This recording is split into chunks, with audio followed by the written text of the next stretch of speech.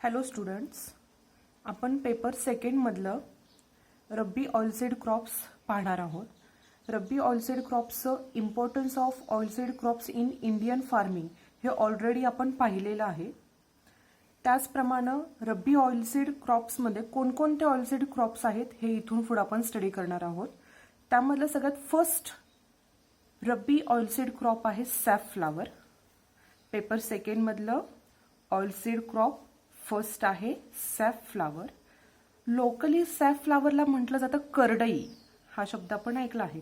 करडईची भाजी, करडईचं तेल, करडई. त्यालाच अजून एक नाव आहे कुसुम आणि अजून एक नाव आहे कुसुंभा. सॅफफ्लॉवरचीच ही तीन नावं आहेत. लोकली सॅफफ्लॉवरला म्हटलं जातं करडई. फॅमिली आहे सॅफफ्लॉवरची compositae. This is new for us, that's why this is important for filling the blank. Okay, सॅफफ्लॉवरची फॅमिली आहे कॉम्पोजिटी. बोटॅनिकल नेम आहे कार्थॅमस टिंक्टोरियस. काय आहे? Carthamus tinctorius. Single underline. जीनसचं फर्स्ट अल्फाबेट कॅपिटल, स्पेसिसचं फर्स्ट अल्फाबेट स्मॉल. ओरिजिन आहे Abyssinia and Afghanistan. Okay, ह्या तिन्ही गोष्टी family, botanical name and origin हे आपल्याला इम्पॉर्टंट आहे क्वेश्चन नंबर 4A और Bच्या दृष्टीनं, as well as important for filling the blank.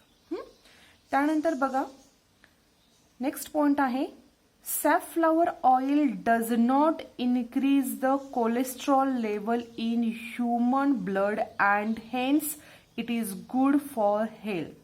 जे सॅफफ्लॉवर ऑइल आहे, जे करडईचं तेल आहे, हे डज नॉट इन्क्रीज. काय इन्क्रीज करत नाही? Cholesterol level. काय इन्क्रीज करत नाही? Cholesterol level. कुठली कोलेस्ट्रॉल लेवल इन्क्रीज करत नाही? In human blood and hence. त्यामुळे ते कशासाठी चांगलं आहे? आपल्या ह्युमन्सच्या हेल्थसाठी चांगलं आहे. ओके, इकॉनॉमिक युजेस काय काय आहेत बघूयात.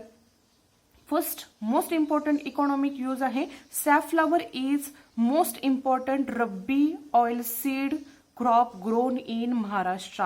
ह्याच्यामध्ये हे महत्वाचं आहे. कुठलं क्रॉप आहे? आपले किती सीझन आहेत? 3, खरीप, रब्बी अँड समर. त्यामधलं कुठलं आहे ऑइल सीड क्रॉप इम्पॉर्टंट? हे rabi seasonal oil seed crop आहे. ओके, नेक्स्ट पुढचा पॉइंट बघा काय आहे. It is grown mainly for edible oil and sometimes for dye purpose. Okay, हे काय म्हणून यूज केलं जातं? Mainly used as a edible oil. Edible oil म्हणजे काय? खाण्यासाठी तेल वापरलं जातं. आणि समटाइम्स कशासाठी यूज केलं जातं? डाय पर्पजसाठी यूज केलं जातं. डाय म्हणजे काय? रंग. डाय म्हणजे काय असतं? रंग. आपल्या कपड्यांना वगैरे रंग देण्यासाठी डाय यूज केला जातो. हे डाय पर्पजसाठी यूज केलं जाणारं क्रॉप आहे. नेक्स्ट पॉइंट आहे the oil is good for heart patient and it contains poly unsaturated fatty acids. Poly unsaturated fatty acids ह्याच्यामध्ये असतात. त्यामुळं हे कशासाठी यूज चांगलं आहे? हार्ट पेशंटसाठी चांगलं आहे. नेक्स्ट पुढचा पॉइंट आहे it is used for paints. बघा, it is used for paints, water proofing material. कशामध्ये यूज केलं जातं? हे जे ऑइल ॲज वेल ॲज पेंट्समध्ये यूज केलं जातं. वॉटर प्रूफिंग मटेरियलमध्ये, जे वॉटर प्रूफिंग मटेरियल्स असतात ह्याच्यामध्ये सुद्धा करडईचं सॅफफ्लॉवरचं ऑइल यूज केलं जातं. नेक्स्ट पॉइंट आहे the oil cakes used for cattle feed. बघा, आता हे कशासाठी यूज केलं जातं? ऑइल केक म्हणजे बियांमधून, सीड्समधून ऑइल एक्स्ट्रॅक्ट केल्यानंतर जो काही सीड्सचा जो काही राहिलेला चोथा आहे त्याच्यापासून काय बनवले जातात? त्या ऑइलचे केक्स बनवले जातात. आणि हे ऑइल केक्स राहिलेल्या बियांच्या चोथ्यापासून जे ऑइल केक्स बनवले जातात हे कुठे यूज केले जातात? Used for cattle feed. Used for cattle feed म्हणजे काय? जनावरांना खाद्य म्हणून यूज केलं जातं. नेक्स्ट पॉइंट बघा, मी मगाशी सांगितल्याप्रमाणे the leaves of young plants are used as a vegetable. Correct. काय म्हणून यूज केलं जातं? आपल्याकडे करडईची भाजी सर्रास खाल्ली जाते.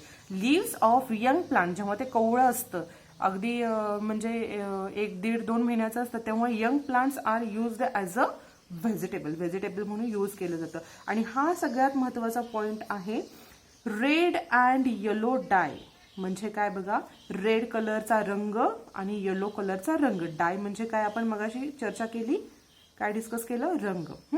Red and yellow dye obtained from the flower heads, it is used for colouring the cloth.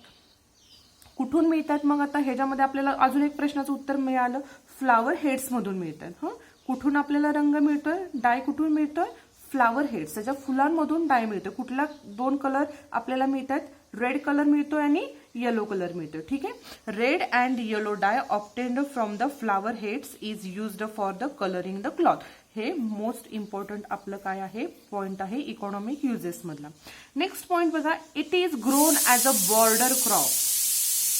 Okay, border crop to protect the main crop from the domestic animals. Border crop म्हणजे काय, हे आपलं सपोज मेन क्रॉप आहे, ह्या main क्रॉपच्या साईडून आपल्याला आपण करडई लावतो.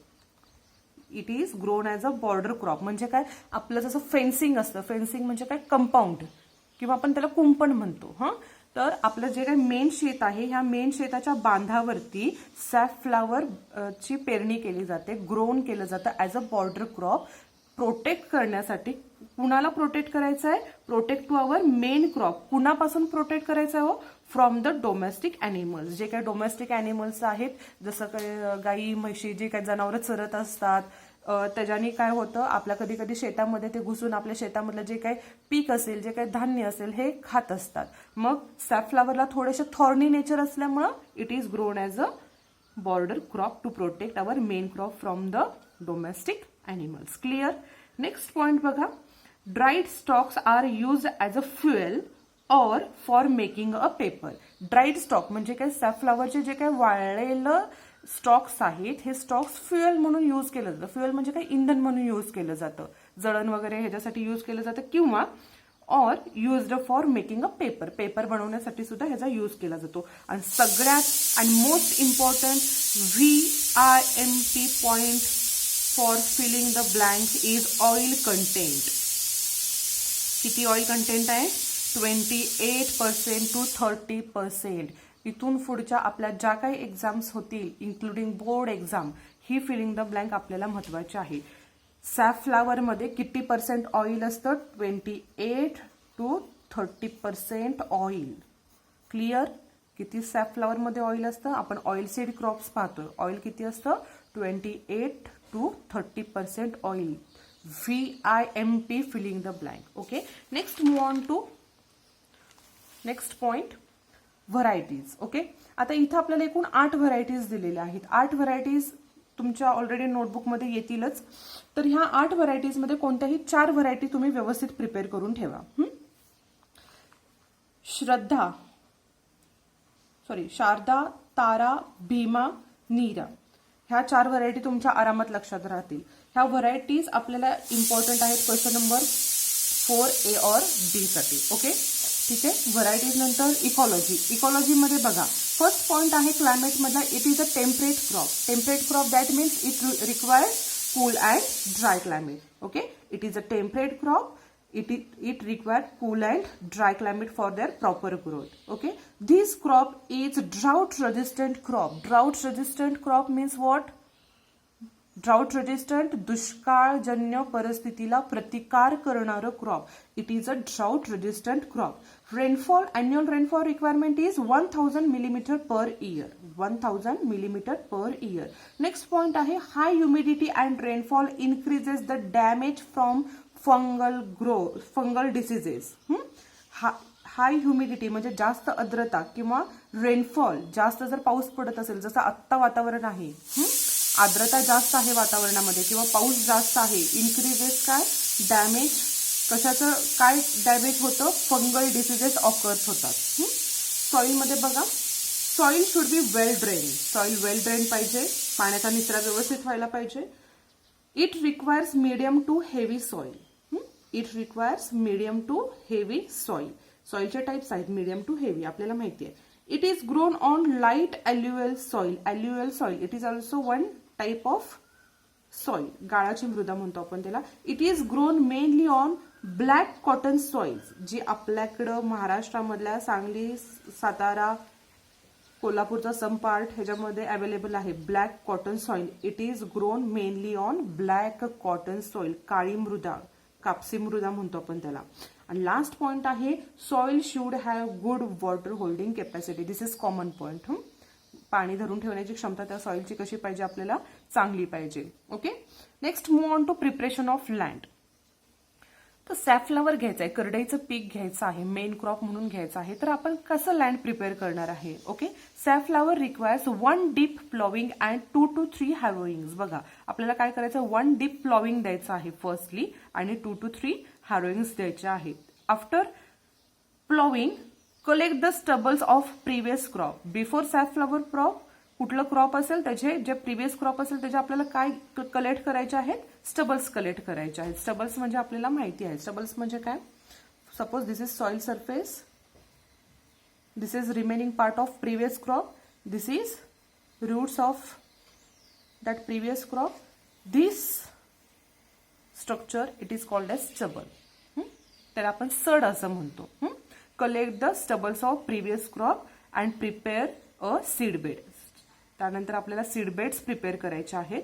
त्यानंतर बघा 5 to 10 tonne FYM per hectare is added into the soil at the time of last harrowing. आपल्याला जे 2 ते 3 हॅरोईंग द्यायचे आहेत तर लास्ट हॅरोईंगच्या म्हणजे तिसऱ्या हॅरोईंगच्या वेळेला तुम्हाला तुमच्या मेन फील्डमध्ये काय ऍड करावं लागणार आहे, 5 to 10 FYM पर हेक्टर तुम्हाला ऍड करावं लागणार आहे. ओके. ठीक आहे. सोईंग टाइम ऑब्व्हियसली हे कुठलं क्रॉप आहे हो, रब्बी ऑइलसीड क्रॉप आहे. करेक्ट. रब्बी ऑइलसीड क्रॉप आहे हे. म्हणजेच ह्याचं सोईंग टाइम नक्की कसं असणार आहे, रब्बी सीझन म्हणजे विंटर सीझन. कधी सोईंग करणार मग आपण, October to November. Rabi season मध्ये सोईंग करायचं आहे आपल्याला फक्त. हे खरीप मध्ये येत नाहीये, समर मध्ये येत नाहीये, फक्त रब्बी सीझन मध्ये येतं. सोईंग टाइम काय असणार आहे त्याचा, October to November. Okay. Seed rate बघा, मिक्स्ड क्रॉप. जर तुम्ही करडई जर दुसऱ्या कुठल्या क्रॉप बरोबर आंतरपीक म्हणून घेणार असाल, मिक्स्ड क्रॉप म्हणून घेणार असाल तर तुमचा सीड रेट थोडा कमी असतो. किती असतो मग, किती सॅफफ्लावरला सीड रेट रिक्वायर्ड आहे, 8 to 15 kg per hectare. Clear.